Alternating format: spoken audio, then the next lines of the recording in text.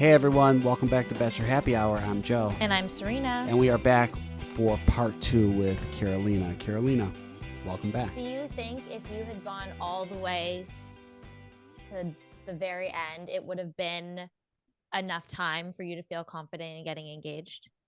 I think so. I think I really wanted, listen, if Grant thought he was going to get lucky with me at Fantasy Suites, he was so wrong. I was going to yap his ear off. I was going to ask him so many questions. I really was holding on to him asking me to trust him until Fantasy Suites, where we could have time off camera to really enjoy each other and have these serious conversations that you unfortunately can't really have during these group dates where you have like maybe 10, 15 minutes to talk to him. So I it's crazy because I liked Grant so much and I thought that I did have my doubts, but I thought that we could figure them out. And I just remember in the moment thinking, when Juliana's coming at me, I'm like, she's self-eliminating right now. Like, that's how delusional I was. I was like, she's going to go to him with some drama and he's going to be so against this, because I was telling her, he knows where I stand. I was clear with Grant. I would always tell him, like, I'm still not convinced because this happened and this happened. I held him accountable. I was like, you did tell me that you weren't going to do that and you did it. So it's natural that I have my doubts, but it's like I wanted to be convinced because I did like him and I did really care. And I was like, I mean, you're shooting yourself in the foot by starting drama with me because he knows where I stand. And she's like, I don't think that's true. And I'm like, well, do you talk to him about me? Like, how do you know where we stand? Yeah. Do you feel like after everything you went through with Grant, you felt like he needed to prove himself to you? Yeah, but I think everyone needs to prove themselves to me. And I think I need to prove myself to anyone that I want to be with too. Like, trust is earned. And he kept asking me to trust him and he kept letting me down. Like, he would say one thing and do another. So I wanted to believe him. I really did like him. We had so much fun on that one-on-one. And that's what I want. Like, I want a partner that I can just like be myself with, like be my best friend, dance with, even if I don't know how to dance. Like, it's just crazy because look at the person that I was the first like 2 episodes or 3 episodes versus like the person that I became. It's completely different. But I thought that happy version of myself and him seemed like we could have been a great match. On that one-on-one date, you mentioned you opened up about your journey with epilepsy. How did you go in to this journey knowing how you were going to approach that? Like, were you expecting to talk about that early on with Grant, or was that something that you were maybe waiting, or did you talk to the women about it? I didn't talk to the women about it at all. Okay. Again, not a lot of people in my life even knew about this, but it was something that I had told myself that I needed to address sooner in my next relationship. And it was something that, again, I felt so understood during the casting process because you open up about everything. And it was so refreshing. And it's something that I had always wanted to be able to do for myself, and it was really scary. But I also felt like, kind of like what I said about the casting process in the beginning, like if it flows and it's easy, like I want to challenge myself to do it because I want to be able to feel free from all of this. And who knows if it also like helps someone else struggling with this. And it did. But yeah, I wasn't sure if I was only going to address it if it felt like he could be my person. Yeah, Got it. that was kind of, if it felt smooth and yeah. So can you just tell us more about how epilepsy affects kind of your daily life, and if it was a concern for you going on to such like a strenuous filming process with production Yeah. and scheduling, all of these things, and maybe how it affected you throughout the show? Yeah.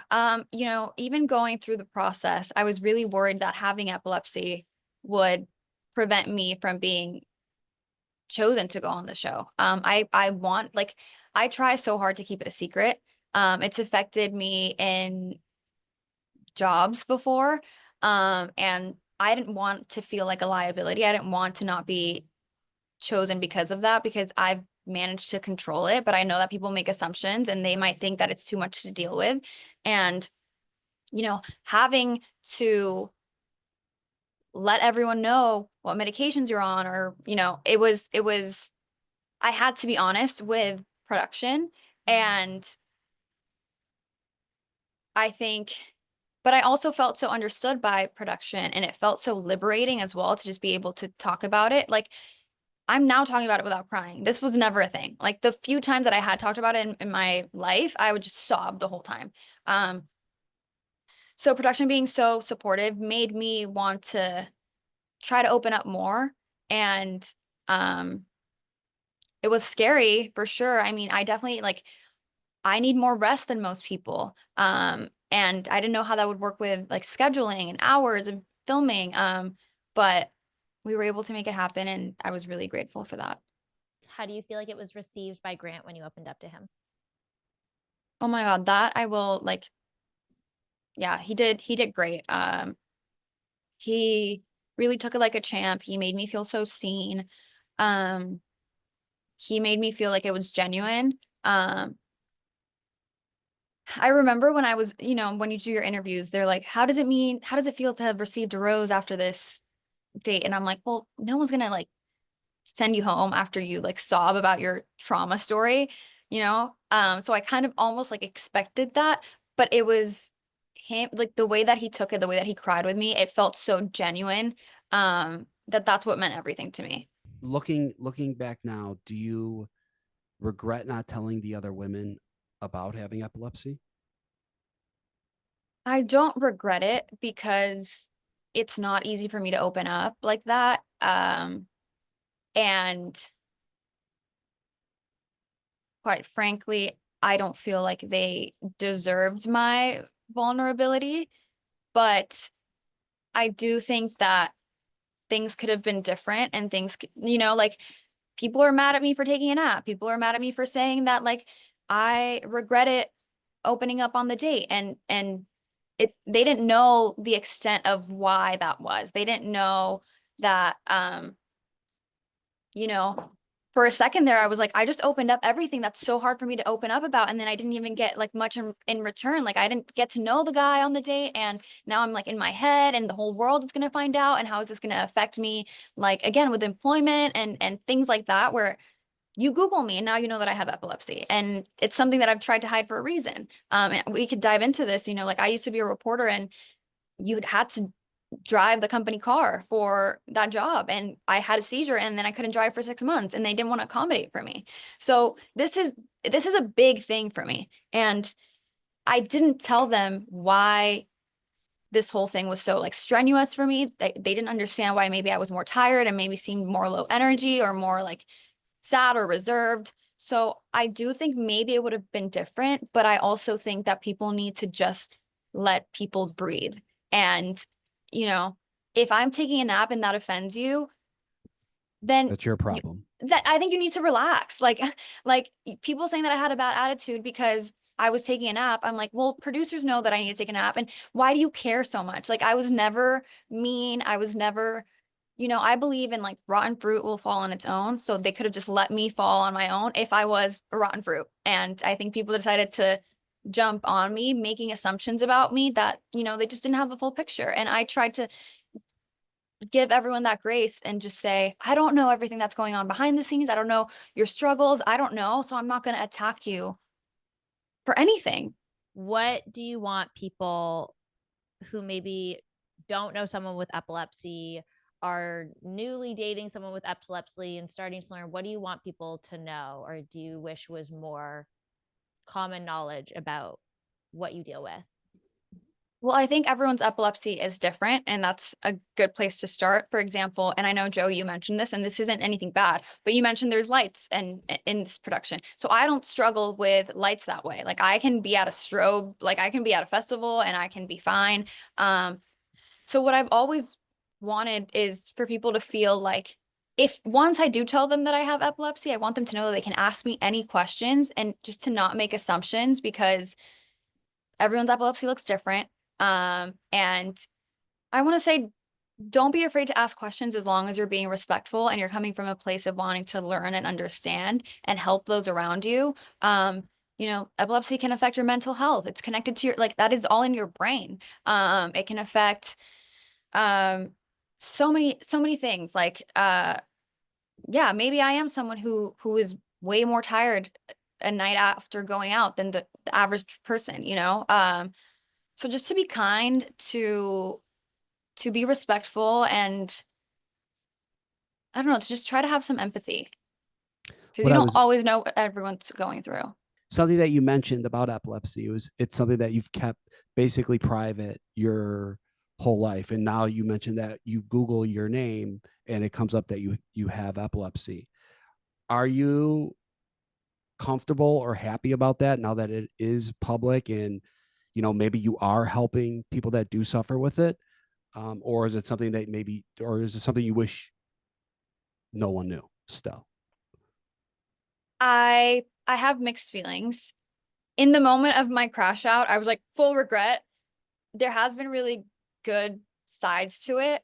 And I'm happy to speak up for those that need it. And I'm happy to have found a community. Like I still don't know much about epilepsy because I'm afraid to Google it, and like you Google something and it tells you're dying. And like everyone's is so different. And I wish I knew more about other people's struggles and maybe things that correlate, and maybe, like I still don't know anyone personally that has epilepsy. So I'm happy to make people feel less alone, and I'm happy to get that for myself as well.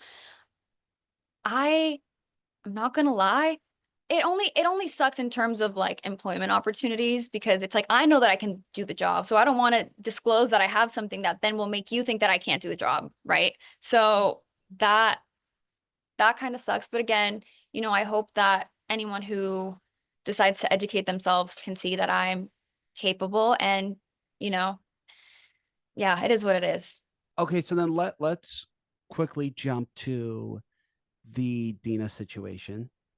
It seemed like, well, she had said, I've had your back this entire time. And then you guys got into a fight. I can't remember all of it. You made up, and then women tell all, fighting again, roller Yes. Yeah. coaster of a friendship. So where do you guys stand now? And what is your take on everything with her? I mean, we're not friends. Uh, I never understood the switch up in the first place, because in Spain she was my roommate, and that's when we got along really well, and from the house we got along.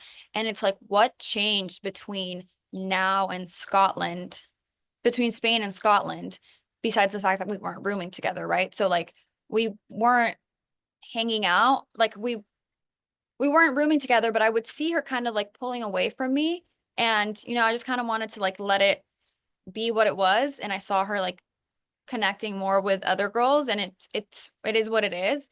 But when she got mad at me in Scotland, I was like, okay, so she's mad because she thinks I stole him. But once I told her that I didn't steal him, I was kind of like, so why are you still mad? And I thought she was just drunk. So that's why I apologized to her, not because I felt that I'd done anything wrong, but because I was like, well, if she's this angry, I'm gonna have to watch this back and realize that I must have done something wrong, and I don't want to end things on a bad note. And I didn't know at the time that she went to Grant and told him what she did.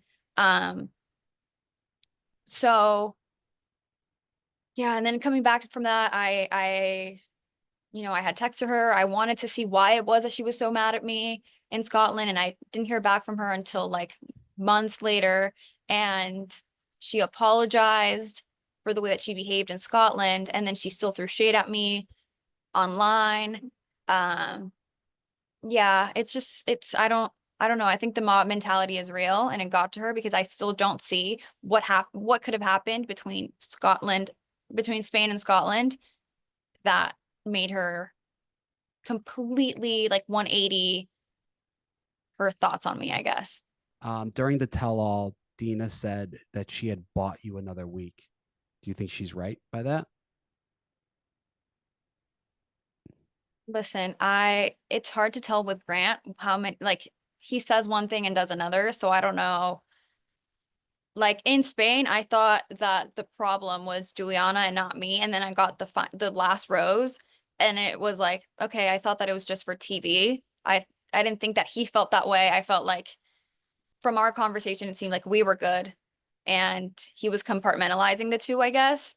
Um, I don't know, maybe, I mean, I'm sure it makes you reconsider things when people are all against one person, it seems. So maybe Dena defending me gave him some peace of mind, and then her going against me changed things. I don't know. Whatever helps her sleep at night. If she wants that for her ego boost, that's great. She can have it. Yeah, I don't know. From watching the show as a viewer, obviously we weren't there. It seems like, or at least the understanding we're getting, is that the girls plus Dena by the end, their biggest issue with you was words being used were negativity. They felt like you were, capitalizing on Grant's time too much, didn't want to be there, didn't like Grant. Do you feel like any of these concerns are valid? And if not, why? I mean, they're valid. It's just I don't get why they're mad at me about it. Like I wasn't mean, I wasn't rude. Like it's kind of like, then just let me be. Just let me be negative. Just let me be like, they're mad if I don't go home. Then they're mad if I stay because they were mad that I didn't want to be on the group date. Yeah. I wanted to, like, when I saw that Latia got that other one-on-one, I was like, it's not me, it's Latia. I want to go home. Like, let me just go home.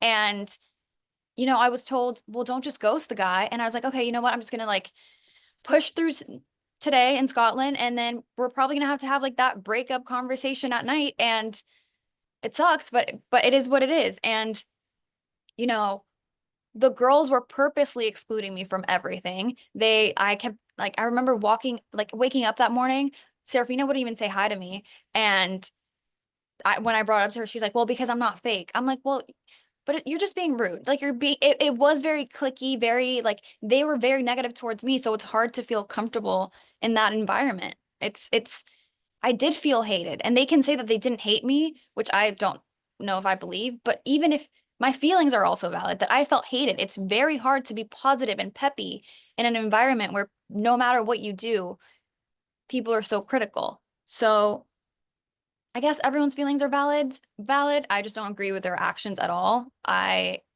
tried to stay in my lane. I would have never gone out of my way to tell someone that I dislike them, that I don't agree with them. It's literally none of my business. It's between that person and Grant, because that's what that person's here for. And again, also, I do want to clarify, like, just because not everything is shown doesn't mean that there were plenty of other group dates. I remember in the R&B date, everyone except for Ella, I believe, that I found out later, everyone talked to him during the day except for me. And I wasn't mad at them. I happened to not have time. So when Grant pulls me, I'm thinking, oh, probably it's because it's hometowns coming up. He's probably going to talk to everyone. Like this is probably what the day is looking like. And again, I On didn't know the it was going to Scotland rain. date. Yeah, and I didn't know it was going to rain. Like, I'm just like, how did I know that this was just me you were talking to? How And did you feel about that conversation with Grant looking back on it? Because it did feel like you were kind of in a place where you didn't really want to be there anymore, or were questioning if you wanted to be there. And he definitely provided you with what seemed to be a lot of reassurance. yeah, me not wanting to be there wasn't me not wanting it to work with Grant. It was just, it was obviously really hard for me to be there when everyone was against me. And it was just like, if it's not for me, then why am I here? I was willing to fight for it for as long as I needed to, but if it already felt like it wasn't me, then I was ready to leave. And um it is really disappointing because he did give me so much reassurance. Like, you even see that night, I didn't cry when the girls were coming at me, because it was like, at this point, like, I had cried before because I let you get in my head and I let you make me sad. And at this point, your arguments are so silly and I feel so good about my connection that I'm like, I'm good. Like keep coming at me. This is insane. So I felt very confident that we were moving forward. I mean, he did say that verbatim, that he was ready to move forward. So Yeah. Do you wish he had sent you home on that rock in Scotland instead of waiting till the rose ceremony? Totally. I was literally like just trying to power through the day so I could talk to him at night. I was not going to pull him during the day and make it like a sad day, you know? I just thought that I owed it to him to not just disappear from the show and not say anything. So I was waiting to have that conversation at night, and he pulled me aside. He gave me all this like reassurance for what? I don't know. You mentioned that you for sure thought it was gonna be Latia. You're Mhm. not the only one on this that has come on this podcast and also has said that. Were you shocked at the finale that he chose Juliana? Um,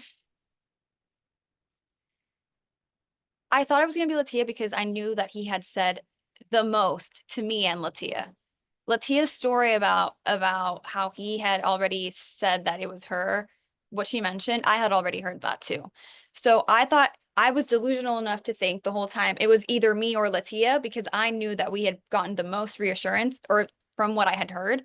And when she got that other one-on-one, I thought it was going to be her, but it's like part of me is shocked, but part of me isn't because Grant kept saying all these things to everyone and he was reckless. And both me and Latia, at least, I don't know if anyone else tried to bring this up to him, but we asked him to tone it down and he kept going.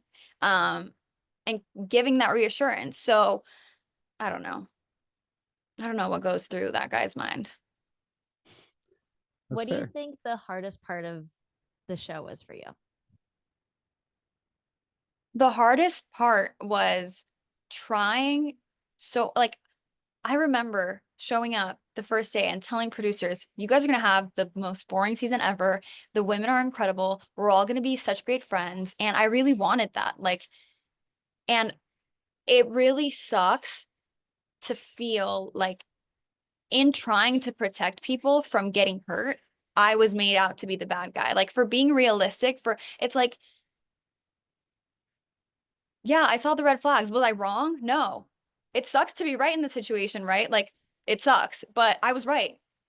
Every question that I had about him, he proved me right. And so it sucks that that makes me the bad guy and people are like, you know what you signed up for. Like, no, I didn't sign up to be, I signed up to date the guy. I didn't sign up for him to make me promises that he couldn't keep. And that's what made me spiral. And that's what made me question everything, you know, like look at someone like Joey. Daisy could tell the day before she went home that she was going home. He wasn't telling her that can't wait to propose to you tomorrow, you know? So when I go on my first date with you and you're making it seem like it's me, and then I still have to like go through all of this and watch you like break your promises over and over and over again. And I kept telling him, my biggest thing is I hate when people overpromise and underdeliver when they could just shut the fuck up. And he laughed. And I was like, just stop making promises that you can't keep. And it sucks that like I genuinely was just trying to protect everyone. I was like for the girls, and somehow that made me the bad person. Like, I don't know. It's Why do you think he did that? why do I think he did what? Like, made all these promises to all these women. Because he's a man. I don't know. Like I can't imagine a woman ever doing that. Especially after being corrected, because that's a thing. Like clearly me and Latia both told him to please stop, and he kept doing it. He kept giving reassurances. I don't know if he just genuinely felt it in the moment, but like, and again, I don't think he's like a terrible person. Like I said before, I don't typically believe in like cancel culture. I'm not trying to say like screw him. But I just think he was really irresponsible. Like to be the bachelor, you have to have a backbone and you have to stand your ground, and you have to one, not let yourself be easily influenced by other people, and two, know that like your words have meaning. And that's another thing. He literally told me, I from the very beginning, I was like, don't make promises you can't keep. And he was like, I'm a man of my word. So like I wanted to believe that so much. And you know, you just can't, you can reassure people that you like them right now or that you care about them right now without making future promises. And that's what I wish he had done a better job of. But yeah. Yeah, because I mean it's it's still a situation where it's like it is still a television show, right? Like if he just was like, I like Juliana from the beginning, he can't just walk out with her, like he has to have relationships with But okay, by the multiple. way, sorry, go ahead. No. Sorry. But he has to have a relationship with multiple women. But I do understand like the, over promising or promising or telling women like I'm gonna do this, and then not doing it. So I Well, get it. it's just, if you want to sign up for this process as the Bachelor, you should, if you want to do it right, you should know that you're gonna keep you're gonna keep an open mind, right? That's the right way to do it. So you shouldn't really know until the end who it is, because who you like today might change tomorrow. And that's, I think real if you're the Bachelor and you're like, I knew from day one that it was gonna be her, then in my mind, you weren't a good person. Because if I was in that position and I was so sure about someone so early, then I would just have to like cut the show. I made a joke at our one-on-one when he was so reassuring. I was like, are we about to pull a Claire Crawley here? Because he was so reassuring. And Yeah. morally, ethically, that's the only way that I could have ever done it. But I think if you want to be the Bachelor, you need to be real with yourself and be like, there's no way that I know everything about this person in one day. I need to give it that time and let it all play out. So then why are you making these promises? Like, it's just not, I don't know. Yeah, 100%. Leading people on for the sake of TV is, to me, is insane and cruel, and I could never do it, and I don't respect people who can do that either. I think he has the right to change his mind as the Bachelor, and that's fine. He just, he shouldn't have said what he said. Jumping to tell all before we play a quick game with you and let you go. Chat with us about the outfit decision and also just your overall thoughts on how the night went. So the outfit decision, I don't want to keep fighting with people. I don't want people to think that I actually want to be crazy and evil, but I always have to lean into everything with humor. And if I stayed home and cried about it some more, people would be mad. And they're still mad that I made the outfit. I kind of have to lean into the joke at this point, try to own it. It's never my intention to be crazy or evil. But just trying to make it laugh, trying to get a laugh out of it. And then overall, what was your other question? How did you feel that the night went? I thought that night was awful.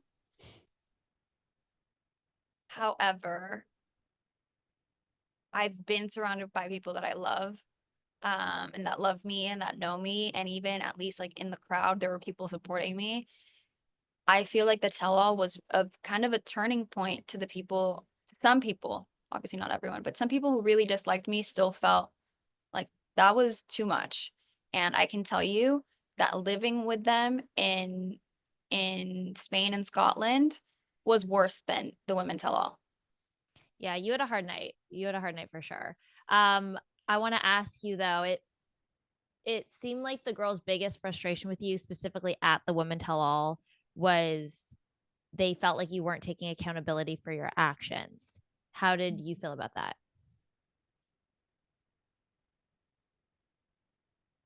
I felt like I didn't mean to hurt Rose. I had already apologized to her so many times. It felt like we were cool. Um, you know, you don't see everything on the show, right? But like someone else tried to have a conversation with me, and that conversation went really well. And I do think that I can take accountability for my mistakes when people aren't attacking me. Like if you want to have a conversation with me, I'm happy to. I want to listen. I even told Dena this in Scotland. I'm happy to listen and try to see your point of view, but I just don't think the approach is ever appropriate, like attacking anyone is ever appropriate. And that's what it felt like. And I think I did take accountability for the Rose situation. I don't think that I felt bad about the Rose situation. I think that everything else that everyone else had a problem with was just a testament to how mob mentality works. Like I was attacked for being in my room, which is not even true, but okay, like why is that personal? You know, people, I don't know, they when you live with a group of women that can only talk about the same group that is already there, and they find someone that they dislike, they just want to, they'll find anything. And that's what it felt like at the women tell all and living there. All right. Well, let's end this on a lighter note. We're going to play a quick game with you. Oh, yay. Get to know Carolina. Rapid fire. It's really easy. Just simple questions. Okay. Gold jewelry or silver jewelry? Both. Favorite perfume? Gold in the summer, like gold when I'm tan, silver when I'm like pale. I don't know, whatever. Okay. Favorite perfume? Hold on. I don't want to tell you because it's like my one that is just I don't know that anyone else has it. No, Really? you're gonna gatekeep it. I will not gatekeep anything else, but like I've tried hard to have, I've always wanted to be a person that like, you know, it's them when you smell it. And this one is one that I found that isn't like a very common brand. So I'm sorry. I'm not a gatekeeper ever, I promise. It's just like this is the one that like, you know. No, that's fair. Okay. Go to comfort movie or TV show? Ooh. Movie is either She's the Man or White Chicks. TV show, The Office. Favorite way to unwind after a long day? Checking all of the hate comments on Reddit about me. Oh no, No, totally kidding. I don't know, just like hanging out with my family, my friends, my dog. Go to cocktail or mocktail?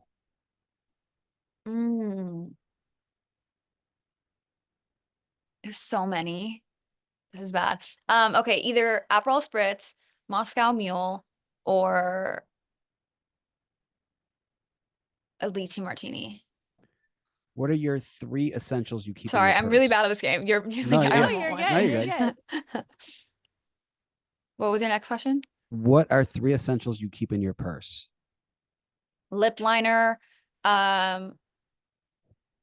lip gloss, and like a travel perfume. Dream vacation destination? Oh, this is too hard.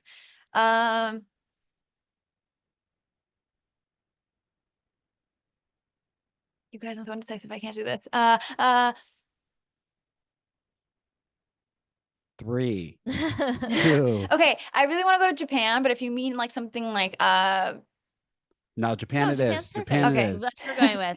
you're like, we really want to Locked in. wrap this up. Let's go. And if you were stranded on a deserted island and could only take 2 girls from your season, who would they be? I would take people from production. Okay. Okay. Okay. All right. Before we let you go, Carolina, is there anything that you want to say or share or let people know? Yeah. I just want to say we're all human. We all make mistakes. I hope that people can take this and learn from it. Give everyone grace. And just move forward. You know, like just because even I had a bad experience doesn't mean that I want to like hold resentment against anyone. And I want everyone to just be happy. And I hope that everyone also sends me all the positivity, and, you know, we can just all walk out of this feeling like we're better after it. Nice. I like that. Actually, quick question before we let you go. Would you do Paradise if they ask you? This is a tough question. I don't want to say no. I don't want to say yes. You know, I really struggled a lot socially there. And I don't know if if I could ever be in a room where I feel so low ever again. Where everything I say is an issue, or not, or even anything that I don't say. So I'm not sure. It sucks because I really like, I want to find my person, and it sounds like such a fun opportunity. And even being like, now that we know that the Goldens are going, like I want to hang out with them. But I'm not sure yet. I think, you know, I don't know. I Okay. haven't made up my mind yet. Okay. Thinking on it. That's fine. Okay. Well, Carolina, thank you so much for taking time out of your day. And Thank we you, really appreciate guys. you coming on this podcast. Thank you for not screaming at me. You're Oh my good. God. You're good. And That's not what we do here. and to all our listeners, thank you so much for tuning in to Bachelor Happy Hour. Make sure you download and subscribe to the podcast. We will have lots more exclusive interviews coming your way. Thanks for listening. Bye.